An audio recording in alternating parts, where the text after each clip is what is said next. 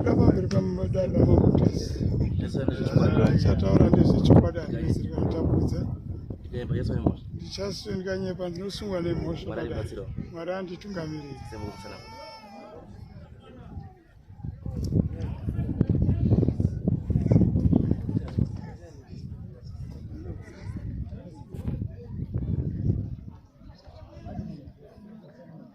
Pamusoro yehurumende yangu.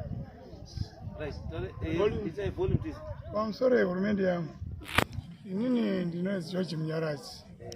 Ndinogara muvhireji rekwamberi. Mushure maizvozvo ndinosenza kwaFrankeni. Ndakati ndichibva kwaFrankeni uko ndikaona Simona Mberi achera gomba mukati memunda wangu. Gomba iranga riri Fokoni. Fokona iyo vandariona kudai rakaita dutu refu, mandaenda kuna Sabhuku. Sabhuku onewo zvandaona mukati memunda wangu, so ndaona pane dutu refu apo. Asi raratidza kuti racherwa naSimona Mberi. Ndozve chokwadi chandinacho. Saka Sabhuku unoti ini ndakaona wachingochera waine mapostori asi hana kuziva kuti vari kuchera wada kuisei. Ndikati mai ndoita sei Sabhuku? Sikanzi hatizivi zvawazviitira, zvinogona kukuwadza kana kuuraya. Ndikati manje Sabhuku hapana kusiri kufa kwandaita, nekuti gomba irori raita dutu refu kudai ndoziva kuti munei mukati macho. Saka ndakabuda ipapo ndikadzokera kubasa. Dzokera kwandakaita kubasa vanasvika kubasa vanzanza chienda kuofu shamwari. Ndovanadzokera zvekumba kuofu. Ndarara kudero madeko iwayo. Ma5 ndikati inini hapana kusiri kufa. Vandatora basa vandanotsvara ipapo. Pakutsvara kwandakaita ndikati vananzwa vari guru. Ndikati chii chazoti guru apa? Ndikati pamwe ihari. Saka ndakatsvara kudero. Ndovandaona pari kubuda mazenge. Ndovandaona zenge riya rivaratauka vanati zenge rinei vandatasa mberi. Vandaona zvokune rimwe rezenge ririko. Ndobva ndabata zenge riro neshungu. Ndobva ndaritakamira nemavharo vandakandawo kunoti mavhu anga akadirwa mvura pamusoro pavo. Ndobva ndaona paine jongwe dzvuku rakasungwa makumbo. Ndobva ndati izvi hazvindikomboreri izvi neshungu dzandinadzo. Munda ndewangu, handina chitema naye nani naSimona. Handina kumbotukana naye kana vabereki vake kana ani hana wandakatukana naye. Ko azogona kuisa jongwe munda mangu. Chandatadza hasi kundiudza. Kana paine mistake adai andiudza. Vandadzoka zvekwaSabhuku. Sabhuku ndaona muine jongwe mugomba riya randakataura takaunga. Kanzi wariona kati Sabhuku unoti usauye naro panapa nekuti inini naSimona ava hatisi kutaudzana unongoona zvikuitika. Saka iwewo woita sei? Ndikati no. Regai ndiritore jongwe rayo. Ndakatora jongwe zveshuwa neshungu yekurwadziwa kuti handina kutadzirana nemwanasikanawo. Ndobva ndarikanda pamba pavo vanaenda padhuze nebhedhumu ravo. Vanofurata vanaenda mukumba. Ndagara kudai ndikati mai mwana ndiri kuendawo kwandiri kuendawo. Uchenje ucharise zvinhu zviri kuitika nekuti handichanzwisisi zvichaitika apa pamusoro pejongwe. Saka munyama wacho abva atora shama dzake dzavanonamata nadzo. Ndobva atora jongwe riya bvaisa mubhaketi bvadzosera paya bvarifushira. Dzimai ndobva ati vanonga vadzosera jongwe riya. Ndobva ndaenda paya vandaona zvepane dutu refu. Ndoti izvi handichazvigoni kuti ndizvidii ndifukunure futi. Chega ndichirakadaro Sabhuku ndoita sei chindipewa komiti yenyu. Sabhuku unoti ini handisati ane komiti iko zvino. Saka zvinondoita sei kana zvakadai saizvozvi. Chivindi chacho handichazivi kuti ndechei nokuti ndana mhosva nemusikanawo. Sikanzi inotoita sei noti dai ndandida kuti kana papaine komiti yenyu mumbotiyananisewo sevanhu. Nekuti sei muona kuti munhu ari kuchera munhu ari kucherera kujongwe ndewangu. Ruzhowa rwake rwakaisa urwo hapisi kusvika munda mangu. Saka chazodarika kuti adarike ruzhowa kuenda munda mangu nochera jongwe handichachizivi. Saka zvakadai saizvo zvinotoita sei? Nditsvagirewo umwe Sabhuku. Ndobva wandipa Sabhuku ndorikana. Sabhuku ndamufonera akati ndiri kuenda kwaMapara. Yatisangana paMapara 10 off. Patasangana paMapara 10 off. Ndokumurondedzera. Tiri kurondedzera dai Simona abva afona. Hamene zvaida kutaurawo ipapo. Ndikati kana Sabhuku ndichakumufonera ndondwari. Ndobva akati. Saka zvakadaro saizvozvo. Ndibva ndazouya ndikati ndikaende kwaSabhuku. Mandauya kwaSabhuku ndobva ndaripota nyaya yangu. Sabhuku unoti inyaya kana iine jongwe rakafanana neriri ino handigoni kuti yangu kuitonga ndeyamambo. Ndikati hapana chakamboipa kana iri yamambo. Saka ndodii? Sikanzi aiwa iwe chiripota nyaya yako. Ndobva ndaripota nyaya yangu. Ini chichemo changu chandauya panapa ndichiripota nyaya iyi ndechekuti handisi kuziva mhosva yandakatadzira Simona kana kuti chaacherera jongwe mumunda mangu handichizivi. Vabereki vake vakakura tichionana tichifara tose. Chindovaidzwa nasekuru wangu. asi simona wasvika pakundipandukira kundisira jonge mumundi handina kuziva zvarevei ende jonge racho raida kudii. Saka ndo chinhu chemo chandauya nacho pamberi pebinga kuti binga guru ndibatsirewo nemakurukota avo.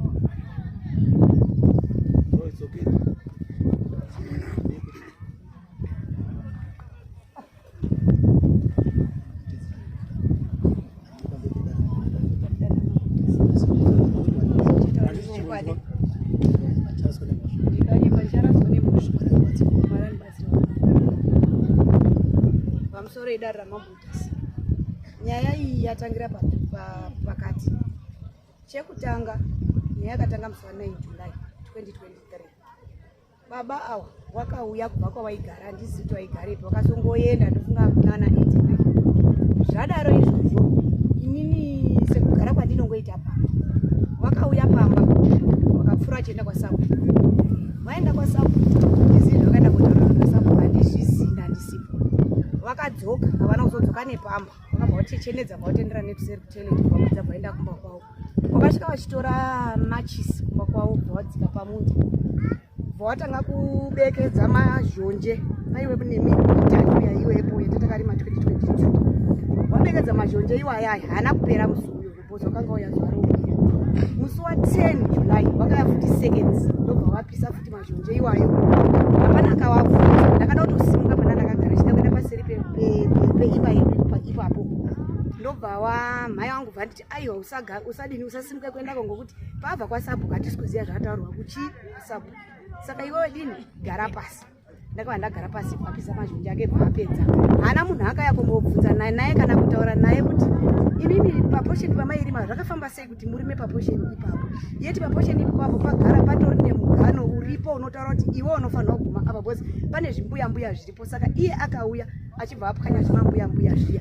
Chikamu ichocho chakabva chapera, akauya akachera makomba, hapana akataura naye, hana munhu akambobvunzana naye kana kutaudzana naye nenyaya pamunda ipapo. Zvadaro akarima hapana akamubvunza. Patazorima patapfurira magwere atafura asina kunyatsa kuita aya, akabva auya ndobva atanga kucreata nzira paseri pemukoto peya, paseri pepamba paya patinogurana pamunda ipapo, achidzika achitendera achienda kwaSabu, achidzika achitendera. Saka inini zvandakaita musi wa 25 ndakanopuwa huku nambuya mai ane supfachi tseketsa anoti jongwe yaari kutaura. Zvaari kutaura zvekuti rakasungwa rakangofa ndakarisunga saizvozvozvo. Ndakaenda naro kumba, wakariona parufu pasekuru Eric Mutasa, ndomusi ndakaripuwa musi wa 25 chiri china. Friday, Saturday, Sunday, Monday chipiri huku bva yamuka yakafa mudengu mukicheni. Ndakatora huku bva ndaenda nayo bva ndaicherera pagomba ratinokanyira zvidhina noti pamunda pake. Ndacherera huku iyoyoyo. Rata rari kutaura zvechokwadi ndakariisa ndichiitira kuti imbwa dzisakware. Ndakabucherera bva ndafukidza, harina kuita fokona gomba ririko, handina kurichinja, harina kuita sei, ringoriko sezveriri. Ndakacherera huku, ndakangocherera ndichiti sezvo tisingachinja kafa chigare ngandidi ndicherere. Vandatodzoka bva ndagara pamba. Ndakabuda inini bva ndaenda kuguni yange yaMandi makuseni. Ndinobudawo pamba kuma5. Ndakazodzoka kuma7. Ndipo ndakasvika huku yakandwa pamukowa. Ndototi yes, huku yakandwa pamukowa zvafamba sei? Wakadzi warutaura handinamati nawo. Wakadzi wanonamata kuwatsoma ndokwanonamata kuDecember. Ini ndonamata kuEbeneza kwaMudenda ndokwanonamata. Akabva ndasvika ndati chirurewe hanaita kana kumboti ndite chirewarewa bhozi huku ndinda ndakaicherera isina kana chikonzero kana purpose yayo. Ndakakotama ndikanhonga huku yangu ndikabva ndaikanda mubhaketi. Ndakanda mubhaketi, wakadzi wakabva wauya mai rutani hana mai lewa achiti mai tinotipei wheat, takabva makatambira wheat. Ndakati alright mai ndidini ndikupei wheat. Ndakapinda mumba ndikavhura saga rangu ndikawapimira ma5 liters. Wakabva wabvunza mai tinotasvika huku iri apa yamakabva nayo kwaMutasa zvafamba sei? Ndikati handisutoziva, ndatotarisa kugomba kana ndakachera ndore zvafamba sei. Ndakava kuti nguva iyoyo vana mai tonhamba vati hambai todini totarise. Ndakava ndakubvapo ndatotendera kuenda kuseri kuya uko. Ndasvika bva ndatarisa ndoti huku yadini yafukunura, pane tenesiyani yababa awa yatsika ipapo ndowafukunura huku. Handina kuchinja papa ine huku, ndandotora ndikati iyi yanyaya ndatangiwa nani naGeorge, bhozi George kubva kumashure nyaya dzake dzakandiwandira dzaindipomedzera achinditi kudonha kwakaita nebhasikoro ndi ndakadini kudhiyo dzacho ndinadzo mufoni mangu shanganiza dzaindipuma achitaura dzakati wande nyaya dzemukudhiyo imomo dzinosanganisira nevamwe vanhu varimo. Ndakabva ndanyara ndikati baba warungondipumba ndakawashaishireiko? Vanoti nini ndakonzera kuti vadonhe nebhasikoro? Ndakanga ndiruziya rendo wachada kufura ndichivateera tsono dzavo.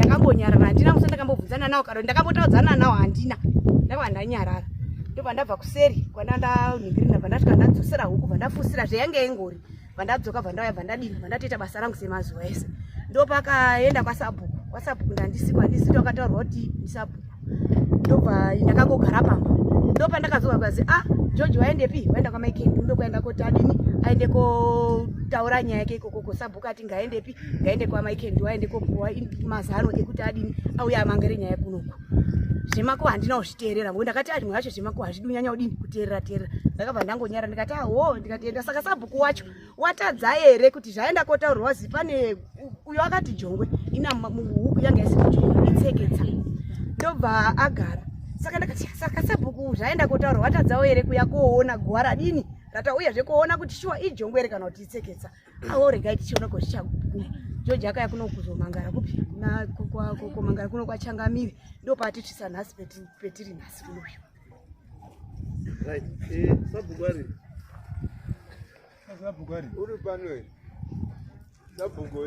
sabugwari mberi ari sabugwari pano asi wakanga ari pabasa irori iri komuno ndivharazi ndikubvunza sabugwi mauntaura munhu kutsvaga sei ndati ndikuda sabugwi mberi aripi ngauye ndikudaidza saka imi makunditaura kuti umwe munhu wekudii ndikuda sabugwi imi munomboita sabu mimi garai pasi takuda sabu mbondisimuka mutaura hapana alright nyaya yenyu chaichayo iri papi nyaya yenyu chaichayo iri papi no izvaka uzi ndinenge feelinga ndinenge feeling kandinako pane something chiri kuseri chandisi kuno because sabhuku ndiye munhu anofanira kunge ari kupedza nyaya because basa rasabhuku ndire kuyananisa vanhu mucommunity kuti vagare zvakanaka but kana sabhuku achiti handikwanisi kuyananisa ari kuti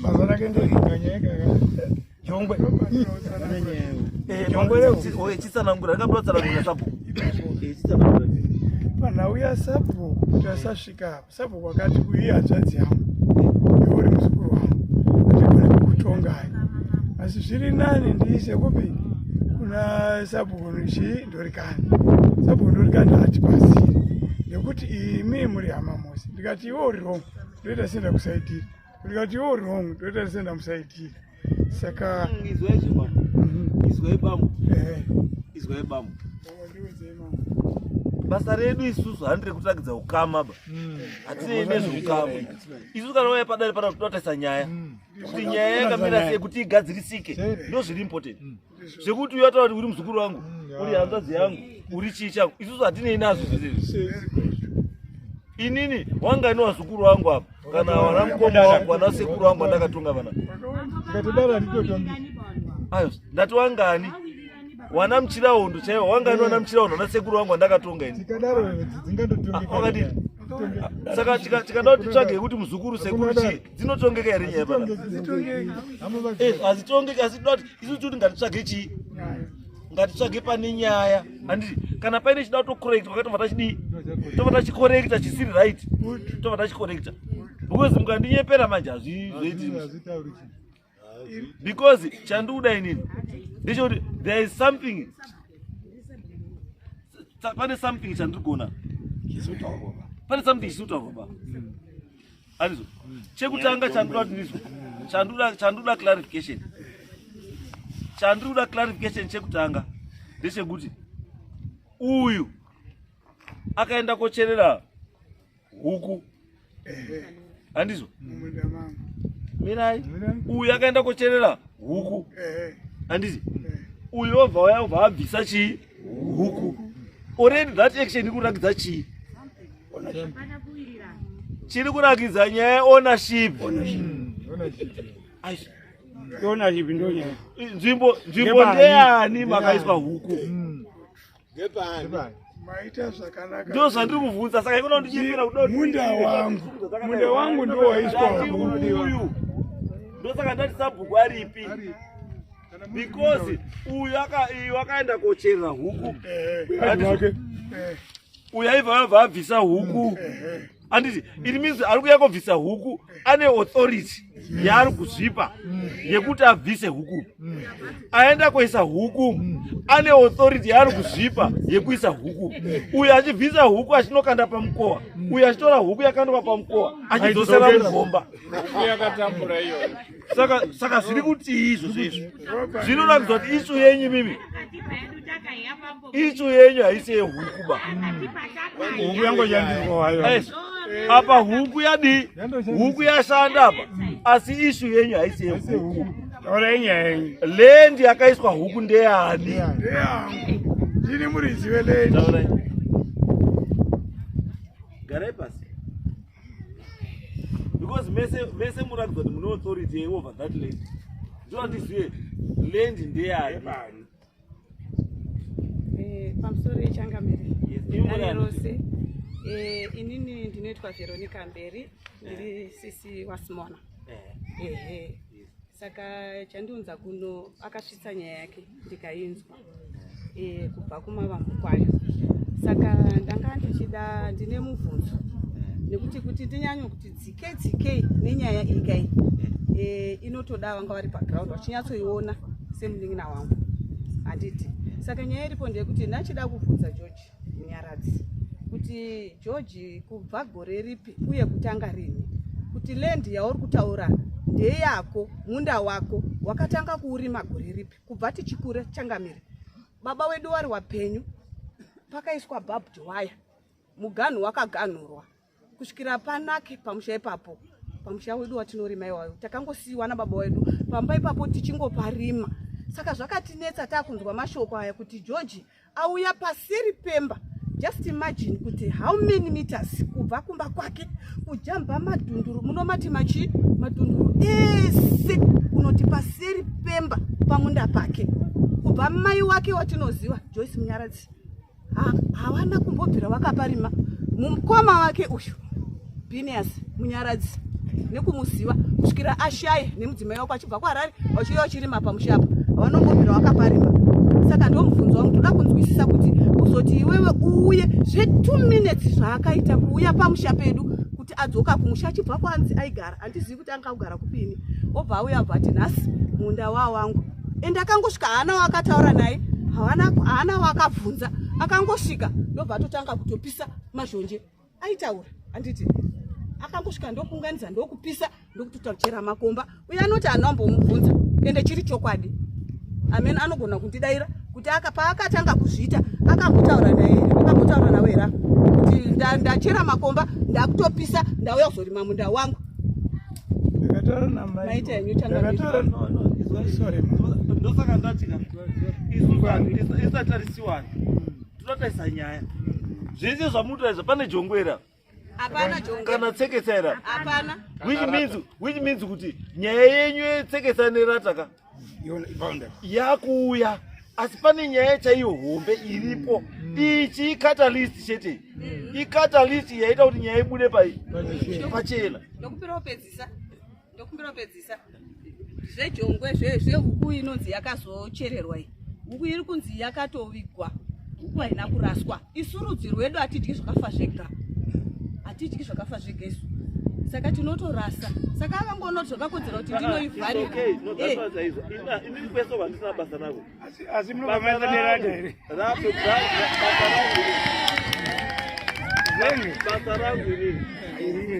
Basa rangu inini. Sumbukai bambo. Imimi lendi ndeyani? Lendi ndeyedu. Yairimwa ichiri yangu. Lendi ndeyangu. Ndeyangu. Makamboparima ene. Zvakanyanya. Okay. Pane lendi makaiwana rini because kuziya kwandoita inini. Kana iri lendi yekare. Mukadzika pakona, ukana pane muhondo. Paside pemuhondo. Right. Pane chimbuya. Mukadzika neroad iyi nzira irape. Musika painopera apo. Pane chimbuya chine number 3142. Right. Muruzandira. Chimbuya kana chirongwa. Chimatombo anenge akaunganidzwa chinhu chiya chakakura dai chai. Chine control number. Registered. Chiri registered kwa DC kwa DA. Right. Kuti control number 3242 ndeya Mutsata. handizvo. Saka imimi netime yemakagarapo wana Munyaradzi naNamberi hamufaniri kunga muine dambudziko remugano, because panofanira kunga paine pane chimbuya kana kuti chirongwa chiripo here. Chiripo hachina usingazivi Mamberi. Right. Mirai ndatobvunza akamubvunza rini Wongo mama. Iwe rusumudza mukupindura tizo sumuka. Ndaupindura pekuti chirongwa charuti chiripo shumba. Papa ine mupangara. Unoziva zvinoita mupangara kana wakura kunodai. Saka mupangara iwo ndo wakatemwa newakomana pari kunetsa nyaya yenyoka yaigara muchidzere imomo. Saka pakatemwa mupangara nanhasi zvimidzi zvemupangara zvacho zvitoripo, ndo chaari kutaura kuti chimbuya pari kuti ndo panoguma munda wake. Chimbuya chacho wakachipwanya kuramba kekutara panoguma munda chaipo wakachipwanya uyu achibva atora zvimapfifa zvo zvinenge zvakarongwa zvimarongwa zviya achibva agadzira mugano wake iye unodzika wakatarisa mukati memunda kudai uchitadza kuuya kobuda kuti ugadzire unoenda koguma pane munda ipabozi chakanga chimbuya chitonyatsotaura kuti iri sango rira rakadai chimbuya chai chiri pamberi iye bva turabadza vachipaza asi kupaza kwakaita tikatoenda izvozvi haana kuzopaita level chakangoramba chakapangidza kuti papa ine chingoripo shepe chimbuya chaakapwanya chiripo nokuti paari takarima angasi papa singarimwi because pakazotemwa chipangara papa sina munda pakazara zvimihonde nemipangara nei pakatemwapo 97 hanzvadzi dzangu ana matwins inini angasi nyika ino ende angasingaparimi papari pachidzere padondo. Saka akamuzwa nyaya yenyu pairi. Nyaya yenyu inyaya yeownership yeland. Saka choda kuditerminwa inyaya yeownership yeland. Because ndosaka ndikuti Sabhuku aripi, because Sabhuku whether ihama yake kana kuti haisi hama yake kana kuti ndianika anofanira kutaura chokwadi kuti chokwadi apa zvakamira sei ngepaningi. Because aiwa zvikananga ari pana pakanyaya kaisati yapinda anoenda kupi.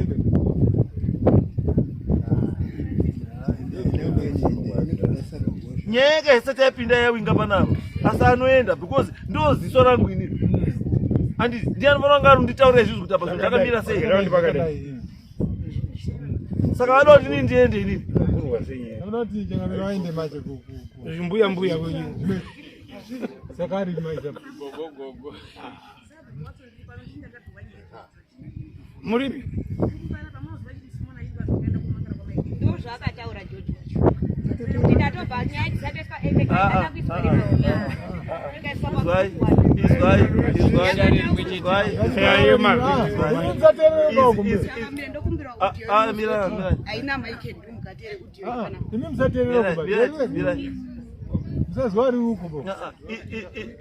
inini handisi kuda chi inini idzo nyaya dzimwe dzekuseri I am not worried about that. Dzekuseri ndedzekupi ngadzirambe dziri dzekupi. Inini ndinoda nyaya yekuti pari kuita nharo pari kuiswa huku nei apa ngepani.